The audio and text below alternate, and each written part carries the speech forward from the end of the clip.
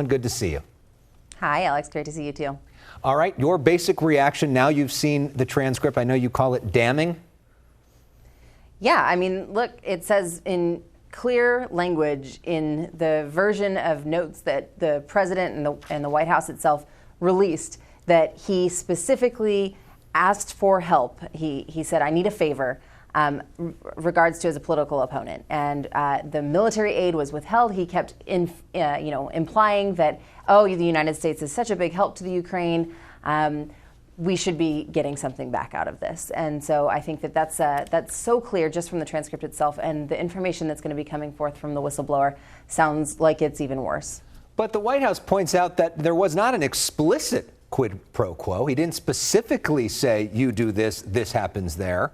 How do you respond? I would say that we all know that you don't need to have an explicit quid pro quo for it to be a threat or intimidation. I saw a tweet earlier today that somebody said the horse's head in the bed didn't need to be exactly spelled out what they were threatening. You know, there was no specific quid pro quo, but you know exactly what was meant in The Godfather. So I think that these kinds of tactics are classic mob-style intimidation tactics. Women who have been in positions of vulnerability know that you don't need to have a man who specifically says, you need to do X for me to hire you or for me to give you a raise. That it's implied, and that's the exact same thing that's going on here. The Ukraine is incredibly vulnerable. They have been invaded by an adversary, which, by the way, is supposed to be our adversary too, but Trump has over and over again shown his allegiance to Putin. And so they need us. They need our military aid. Trump stopped that aid. He admitted to stopping that aid before they had this phone call. He directly ordered that aid be frozen. And then he didn't start it again until after it was clear that this whistleblower complaint was coming out. I mean, it is bad. This is just so bad. There's no way around it. So in the past, you have supported the idea of an impeachment inquiry. You supported that for some time. After seeing what you have now seen, do you now support the idea of impeachment itself? Would you, if the vote was held today, vote to impeach the President of the United States? I mean, I think that the evidence is clear enough just from what we have right now.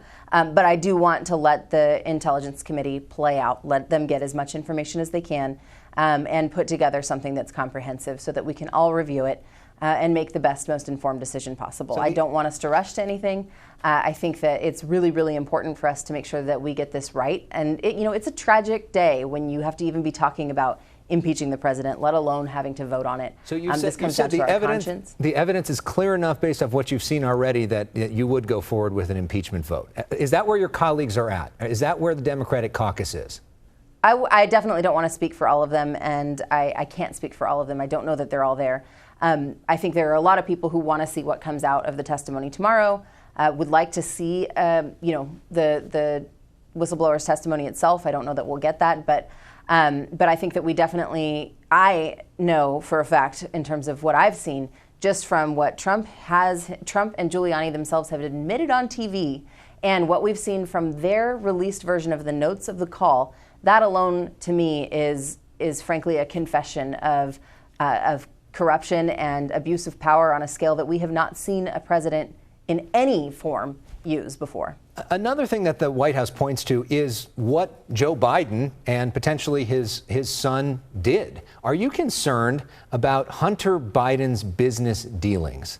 You're somebody who supports Kamala Harris. Do you think that could potentially be baggage if Joe Biden becomes the Democratic nominee? And are you worried about that? Well, listen, Trump and his allies are going to throw anything that they possibly can out there to cause a distraction. And this was clear that they were looking into dirt on Joe Biden, but he would do that for any of his opponents. And I think what's the most clear is that he's willing to enlist help from a foreign government, just like he did. He was willing to accept that help. And in 2016, we knew that from when he was a candidate. He, again, said it on live television. But now he has the power of the presidency and the ability to withhold funds to coerce that kind of behavior. So, I don't think that there's any merit to what they're doing here. They are attempting to really dig up any kind of information and to even manufacture information on an American citizen. And that's the part that we need to be focusing on. Don't let them distract you with anything else. All right. Congresswoman Katie Hill, thank you so much for sharing your views. We appreciate it. Thank you so much for having me. And of course, we've reached out to the White House and we invite them to come on our show as well.